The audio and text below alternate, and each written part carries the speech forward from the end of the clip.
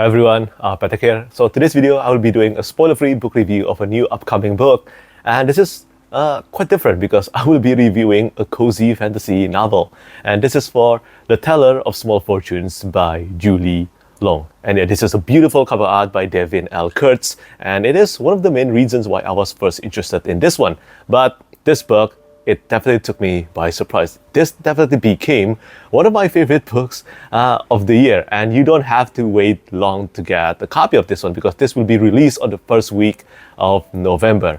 But anyway, about this book, I think The Teller of Small Fortunes could become the new benchmark for cozy fantasy novel after Legends and Lattes. As some of you might know, if you have been following my channel for quite a while now, I think you will have realized that the last time I did a book review on a cozy fantasy novel, it was for Legends and Lattes by Travis Badri on my YouTube channel. And that was more than 2 years ago. And the release and the publication of Legends and Lattes certainly have sparked the appearance and publication of so many cozy fantasy novels. Many of them were good and probably some of them were not. I certainly have tried reading a few of them and end up abandoning them for some reasons that I will talk about in my review here.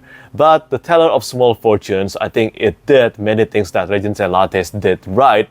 And in some aspect, I think it is actually better. As I have mentioned multiple times, I like to read manga, slice of life manga, or maybe watch slice of life anime. But when it comes to reading cozy fantasy novels, I don't do that frequently. When it comes to reading novels, I like to read epic fantasy, intensity, high stakes conflicts and all that. But occasionally, especially like this year, I do have to switch up my reading. And one of the ways to do this is to read cozy fantasy novels. The good one anyway, and I believe The Teller of Small Fortunes is really one of the great examples of that. The Teller of Small Fortunes revolves around a wandering fortune teller who finds an unexpected family. Tao is an immigrant fortune teller who travels between villages with just her trusty mule for her company. Even though she could tell big fortunes, Tao resolves to only tell relatively small fortunes. Tao knows from bitter experience that big fortunes come with heavy consequence. But even if it's a lonely life, it's better than the one she left behind. And the small fortune unexpectedly becomes something more when a semi-reformed thief and an ex-mercenary recruit her into their desperate search for a lost child. Soon, they are joined by a baker with a need for adventures. And of course, a slightly magical cat. Tao sets down a new path with companions as big-hearted as her fortunes are small. But as she lowers her walls, the shadow of her past are closing in and she will have to decide whether to risk everything to preserve the family she never thought she could have. There are many integral and resonating themes imbued into the narrative. I believe whether readers can connect with them or not will be one of the main appeals of The Teller of Small Fortunes. Found family, forgiveness, language, starting something new, finding people who care about you, following your passion, and most importantly, believing that you and what you do are enough. For such a small novel, The Teller of Small Fortunes contains many incredible lessons to do good and be better. It fits the tagline, Small Fortunes, Big Feelings. Personally speaking, and I think I can say the same thing for a lot of fantasy readers, we tend to read epic fantasy novels for escapism. That's one of the main reasons anyway. We want to experience something more adventurous.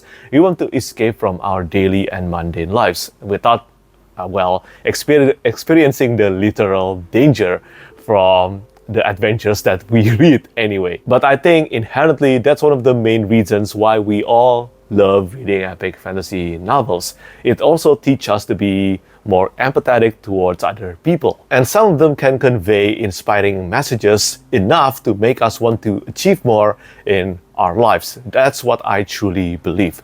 And The Teller of Small Fortunes did something similar to that in a different way. One of the most important main themes of the novel is the emphasis that what we have right now and what we are doing every day, even in our daily lives, is enough, and we need to be proud of that. And I think it is very important to remember that. I think it is noteworthy to remember that because it is easy to forget about them in the middle of our busy lives. Although our winding path as living beings eventually leads to the same destination, I think this book teaches us or make us remember that it is okay to have fun and do our best with every day of our lives. The Teller of Small Fortunes is truly a book that will tell you clearly that you are enough to exist and do your best in everything: baking, cooking, making tea, and just to be better every day.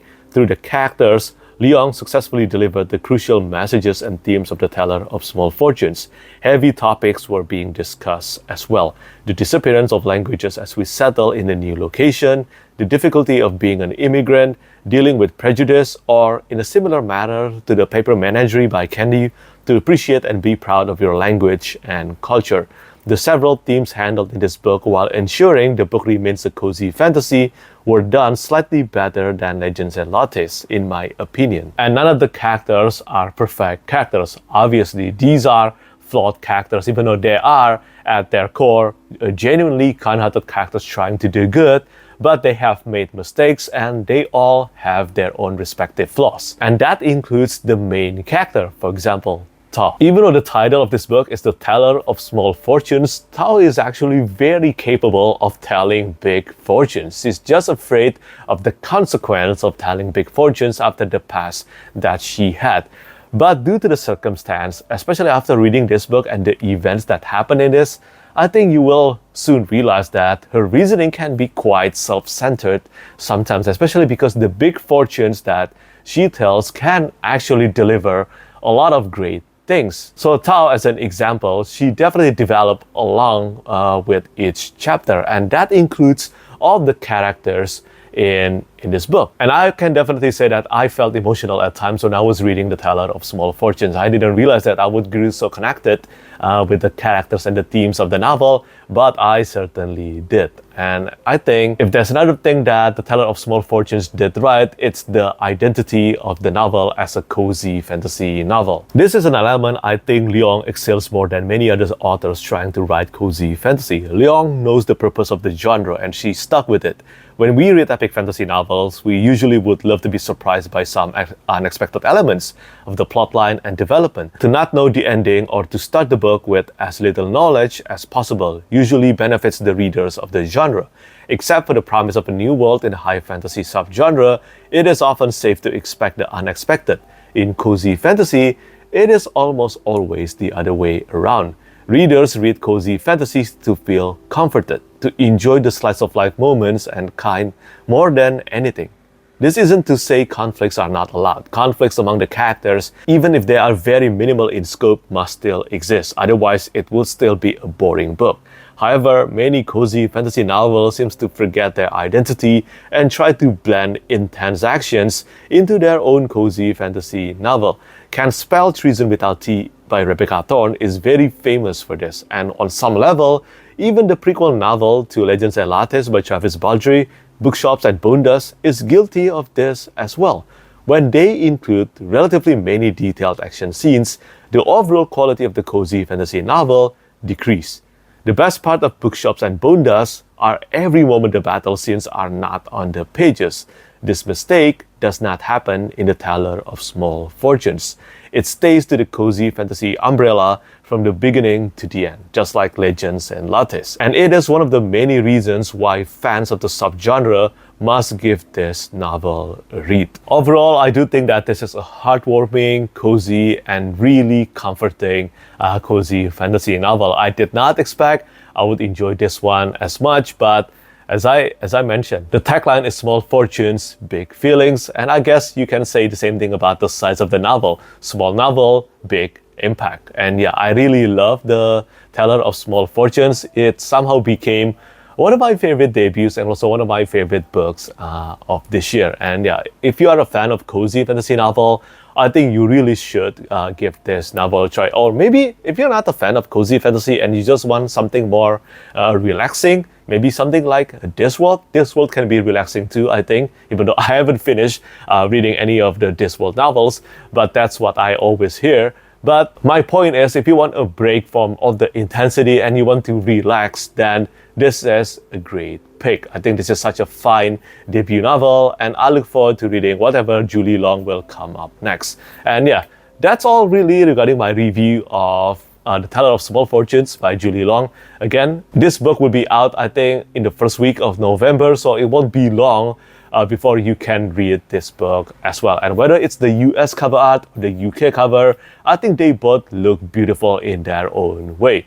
So yeah, I think that's really it for me today. Let me know whether you are interested in reading this novel or not, and have you read a lot of cozy fantasy novels, or have you abandoned many of them? I know I have certainly abandoned many cozy fantasy novels, but Legends and Lattes and now The Teller of Small Fortunes, I think they are the benchmark of great cozy fantasy novels.